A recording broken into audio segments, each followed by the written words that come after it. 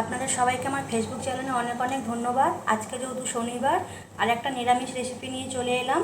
এখানে নিয়েছি আমি ঝিঙে, কেটে ধুয়ে নিয়েছি। এখানে আলুও কেটে ধুয়ে নিয়েছি। আজকে ঝিঙে রেসিপি করব আর মুগ ডাল দিয়ে করব। এখানে মুগ ডাল নিয়েছি, মুগ ডালটা এখনও ভাজিনি। এখানে আদা আর টমেটো এটা বেটে নেব।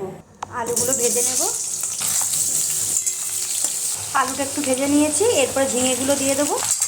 আবার সব কিছু ভেজে নেব।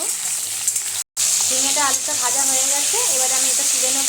এবার দেখুন এখানে শুকনো লঙ্কা জিরে তেলের মধ্যে ফোড়ন দিয়ে দেবো। ফোড়নটা একটু ভেজে নেওয়ার পরে ধুয়ে রেখেছিলাম মুগ ডালটা দিয়ে দেবো। এবার ডালটা এর মধ্যে একটু ভেজে নেব। ডালটা একটু ভেজে নেওয়ার পরে ওই যে আদা আর টমেটো পেস্টটা দিয়ে দেবো, একটু মিশিয়ে নেব। এর মধ্যে জিরে গুঁড়ো, লঙ্কা গুঁড়ো আর আছে হলুদ গুঁড়ো দিয়ে দেবো। এবার দিয়ে দেবো স্বাদ মতো নুন। এবার ভালো করে কষিয়ে নেব। কষিয়ে নেওয়ার পরে ভেজে রাখা ঝিঙে আলুটা দিয়ে দেবো। এবার সব কিছু আবার ভালো করে কষিয়ে নেব। এবার এর মধ্যে একটু চিনি দিয়ে দেবো, দিয়ে এবার জল দিয়ে দেবো। সব কিছু ভালো করে একসাথে মিশিয়ে নেব, নিয়ে এটা ঢেকে কিছুক্ষণ হতে দেবো। সবজিটা কি সুন্দর ফুটে উঠেছে আর দেখতেও কত সুন্দর লাগছে দেখুন। আর একটু হবে, ডালগুলো এখনও সেদ্ধ হয়নি।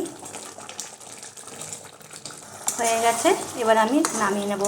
ডালটা খুব ভালো করে সেদ্ধ করব না, হালকা একটুখানি গোটা গোটাই থাকবে। আপনারা চাইলে এর মধ্যে ঘি, গরম মশলাও দিতে পারেন। নামিয়ে নিয়েছি। যদি ভিডিওটা ভালো লাগে একটা লাইক কমেন্ট করবেন আর ভিডিওটা একটা শেয়ার করে দেবেন। আর অবশ্যই নিরামিষের দিনে এরকম একবার রেসিপি বানিয়ে খেয়ে দেখবেন।